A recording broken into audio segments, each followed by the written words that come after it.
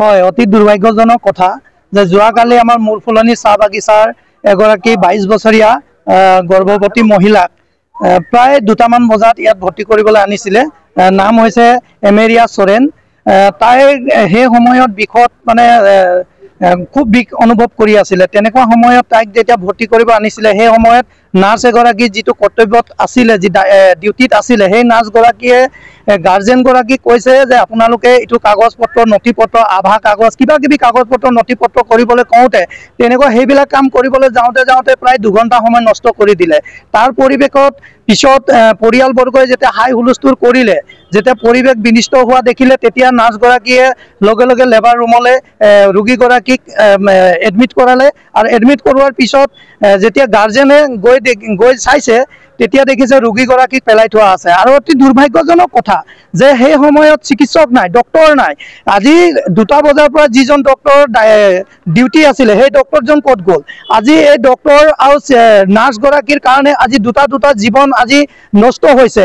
আজি এগৰাকী গৰ্ভৱতী মহিলাৰ লগত সেই যিটো আহিবলগীয়া যিটো বেবীটো আছিলে, যি বাচ্চাটো আছিলে, সেই বাচ্চাটো পেটতে মৃত্যু হ'বলগীয়া হৈছে। গতিকে ইয়াতকৈ দুৰ্ভাগ্যজনক কথা কি হ'ব পাৰে? আমি দেখিছোঁ যে বিভিন্ন সময়ত অসম চৰকাৰে বিভিন্ন ধৰণৰ ঢাক ঢোল বজাই আছে যে চৰকাৰী চিকিৎসালয়ত বিভিন্ন ধৰণৰ চিকিৎসা হৈ আছে, ভাল চিকিৎসা হৈছে, বিনামূল্য হৈছে কৈছে। কিন্তু আমি দেখিবলৈ পাইছোঁ যে এনেকুৱা অৱস্থা হৈছে যে আজি ৰোগীক পেলাই আজি 2জনকৈ ৰোগীক আজি এই যিজন ডক্টৰ আৰু নাৰ্ছৰ অৱহেলাৰ কাৰণে, তেখেতসকলৰ অৱহেলাৰ কাৰণে আজি মৃত্যু মুখত পৰিবলগীয়া হৈছে। গতিকে আমি ভাবিবলৈ বাধ্য হৈছোঁ যে আজি আমি চাহ বাগানৰ মানুহ, আজি চাহ জনগোষ্ঠী হোৱাৰ কাৰণে আমাৰ ৰোগীসকলক এনে ব্যৱহাৰ কৰিছে নেকি? গতিকে আমি এই গোটেই ঘটনাটোক এটা উচ্চ পৰ্যায়ত তদন্ত বিচাৰিছোঁ। আৰু যিগৰাকী নাৰ্ছ আৰু ডক্টৰ কৰ্তব্যত আছিলে তেখেতসকলক অতি শীঘ্ৰে বৰ্খাস্ত কৰিব লাগিব চাকৰিৰ পৰা। আৰু উচ্চ পৰ্যায়ত তদন্ত কৰি তেখেতসকলৰ ওপৰত যদি আইনী বিহিত ব্যৱস্থা গ্ৰহণ নকৰে তেতিয়াহ'লে আমি 24 ঘণ্টাৰ ভিতৰত আমি গণতান্ত্ৰিক আন্দোলন কৰিবৰ কাৰণে আমি বাধ্য হ'ম। আৰু আমি এটা কথা আমি ক'ব বিচাৰোঁ যে গোটেই বিষয়টোত আমি আজি এখন স্মাৰক পত্ৰ আমি প্ৰস্তুত কৰিছোঁ। গোলাঘাট জিলা আয়ুক্ত মহোদয়ক আমি স্মাৰক পত্ৰ প্ৰদান কৰিম আৰু যুটীয়া সঞ্চালক মহোদয়ক আৰু অধ্যক্ষ মহোদয়ক আমি আজি স্মাৰক পত্ৰ প্ৰদান কৰিম। লগতে আমি গোটেই বিষয়টো অসমৰ মাননীয় মুখ্যমন্ত্ৰী ডক্টৰ হিমন্ত বিশ্ব শৰ্মাৰ আমি হস্তক্ষেপ বিচাৰিছোঁ যে তেখেতে প্ৰত্যেকটো মুহূৰ্তত কৈ থাকে যে চাহ জনগোষ্ঠী, চাহ শ্ৰমিক মানুহ মোৰ আপোন বুলি। গতিকে এই আপোন মানুহৰ ওপৰত এনেধৰণৰ ঘটনা কিয় সংঘটিত হৈছে?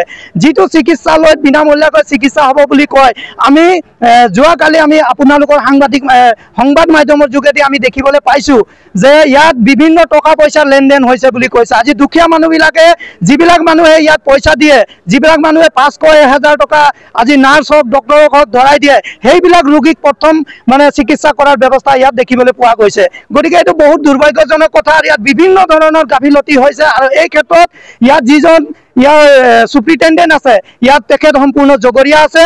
গতিকে যোৱাকালি যিটো ঘটনা হৈছে আমাৰ মূৰফুলনি চাহ বাগিচা যি এমেৰিয়া চৰেন নামৰ যি গৰ্ভৱতী মহিলাগৰাকী পেটত বাচ্চা লৈ মৃত্যু হৈছে, এই ঘটনাটোক যদি উচ্চ পৰ্যায়ত তদন্ত কৰি এই মহিলাগৰাকীক যদি ন্যায় প্ৰদান নকৰে আৰু 24 ঘণ্টাৰ ভিতৰত যদি ডক্টৰ আৰু নাৰ্ছগৰাকীক যদি বৰ্খাস্ত নকৰে চাকৰিৰ পৰা, তেতিয়াহ'লে কিন্তু আমি অসম ছাত্ৰ সন্থাই আমি তীব্ৰ গণতান্ত্ৰিক আন্দোলন গঢ়ি তুলিবলৈ আমি বাধ্য হ'ম। আৰু ইতিমধ্যে আমি জিলা উপায়ুক্ত মহোদয়ৰ ওচৰলৈ আমি যাম এতিয়া। আৰু এই ঘটনাটোক আমি সহজভাৱে কেতিয়াও ল'ব পৰা নাই আৰু আমি নলওঁ। আৰু আমি বিভিন্ন সময়ত আৰু এটা বস্তু আমি দেখিবলৈ পাইছোঁ যে আমাৰ চাহ বাগিচা আৰু চাহ জনগোষ্ঠীৰ যিসকল ৰোগীসকল এই মেডিকেলত যেতিয়াই আহে তেখেতসকলক বিভিন্ন ধৰণৰ গালি গালাজ পাৰে, অশ্লীল ভাষাৰে গালি গালাজ পাৰে আমি নাৰ্ছসকলে অপব্যৱহাৰ কৰা আমি দেখিবলৈ পাইছোঁ। এনেধৰণৰ কিয় কৰে? আমি মানুহ নহয় নেকি? আমি জন্তু নেকি? আমাক জন্তুৰ দৰে ইয়াত ব্যৱহাৰ কৰা আমি দেখিবলৈ পাইছোঁ।